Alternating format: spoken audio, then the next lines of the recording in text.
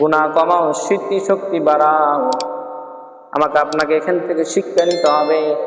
যদি আমি আপনি গুনাহের কাজে লিপ্ত থাকি, গুনাহ যদি বেশি করি, তাহলে আমার আপনার এলেম থাকবে না। এলেম আল্লাহ পাক উঠিয়ে নেবেন, এলেম আপনার অন্তর থেকে আল্লাহ ছিনিয়ে নেবেন। ইমাম শাফি রহমাতুল্লাহ আলাইহি তার ওস্তাদ ওয়াকি রহমাতুল্লাহ আলাইহিকে বলছেন, ওস্তাদ আমার আগের মতন পড়া যেন মনে থাকছে না, আগের মতন আমার স্মৃতিতে কোনো কিছু থাকছে না। ওয়াকি রহমাতুল্লাহ আলাইহি বললেন, এলেম হলো আলো, অর্থাৎ জ্ঞান হলো আলো, নলেজ ইজ পাওয়ার, আল ইলমু নূর। এলেম অর্থ হলো আলো। দেখবেন যে একটা লাইট যখন জ্বলে, দেখবেন চারিদিকে তিনি আলোকিত করে দেয়। একজন সমাজে যদি একটা আলেম মানুষ থাকে, একজন জ্ঞানী মানুষ থাকে, দেখবেন আশেপাশে মানুষেরা আস্তে আস্তে ভদ্রতা, কোরআন হাদিসের আইন, কোরআন হাদিসের নিয়ম কানুন মানতে তারা শুরু করে দেয়। দেয় না? দেয় না বলেন? দেয়।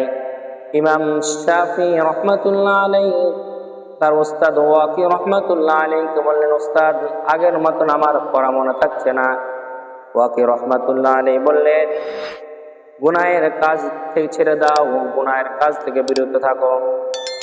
ইমাম শাফি তাই তো তিনি চিন্তা করলেন, তাই তো গুনাহের কাজ কি করছে তিনি চিন্তা করে যে কাজগুলো তিনি করতেন, অর্থাৎ গুনাহের কাজের দিকে তিনি ধাবিত হতেন, ওগুলো ছেড়ে দিলেন।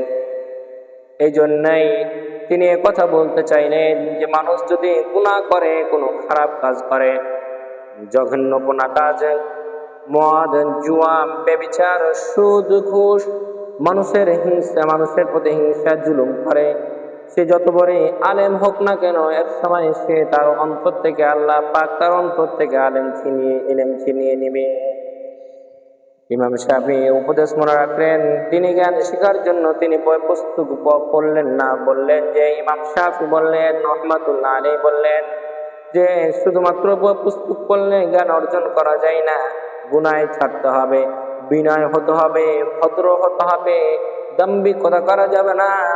কারণ এগুলো ছাড়তে পারলে আল্লাহ পাক জ্ঞান দিবেন। এজন্য ইমাম তাইমিয়া রহমাতুল্লাহ আলাইহি বলতেন, তিনি বলেছেন তার জীবনীতে পাওয়া যায়, তিনি বলেন যে আমি কঠিন কোনো সমস্যা যদি আমি মাসআলা কোনো কঠিন সমস্যা যদি পড়ে যায়, আমি সাথে সাথে হাজার আবার আস্তাগফিরুল্লাহ আস্তাগফিরুল্লাহ পড়তাম। এই সময় আল্লাহ পাক আমাকে ওই মাসআলার সমাধান তিনি আমাকে দিয়ে দিতেন এবং কঠিন বিপদ থেকেও মুক্ত করতেন। তাহলে আমরা যদি বিপদে পড়ি, কঠিন বিপদ মুসিবতে পড়ি, কঠিন সমস্যায় পড়ি, তাহলে আমরা আস্তাগফিরুল্লাহ আস্তাগফিরুল্লাহ পড়ি। তিনি এই কথাও বললেন যে কোনো কঠিন প্রশ্ন আমাকে করা হয়েছে, আমি উত্তর দিতে পারছি না, আমি সাথে সাথে নির্জন মসজিদে গিয়ে আল্লাহর কাছে সিজদায় পড়ে যাই, আল্লাহ তুমি আমাকে এই উত্তর দিয়ে তুমি তোমার এই মসজিদ থেকে আমাকে বিদায় নিও। এই জন্য আমরা কোনো সমস্যা পড়ে গেছি, আমরা নামাজ করব, নামাজ পড়ে আল্লাহ করবো, আল্লাহ তুমি আমাকে এই বিপদ থেকে বাঁচাও।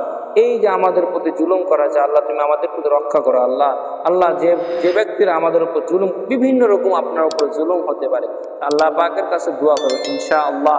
এখান থেকে আমাকে আপনাকে শিক্ষা নিতে হবে যে কোনো বিপদে পড়লে আমরা নার্ভাস হব না। আল্লাহ পাক বলছেন, ইয়া আইয়ুহাল্লাযীনা আমানু ইসতাঈনু بالصبر والصلاة إن الله مع الصابرين। আল্লাহ পাক বলছেন, ইয়া আইয়ুহাল্লাযীনা আমানু ইসতাঈনু, হে ইমানদারগণ তোমাদের উপর বিপদ আপদ যদি পতিত হয় তোমরা ধৈর্য ধারণ করো, অবশ্যই ধৈর্য ধারণ করলে আমি তোমাদেরকে অবশ্যই ফল দিয়ে দিব। আর নামাজ কায়েম করতে বললেন, এখানে আগে ধৈর্যের কথা, তারপর নামাজ একটা সে ধৈর্যের সাথে সংশ্লিষ্ট বিষয়, এর সাথে বিশাল সামঞ্জস্য আছে। এই জন্যই আমাদেরকে সর্বদাই সব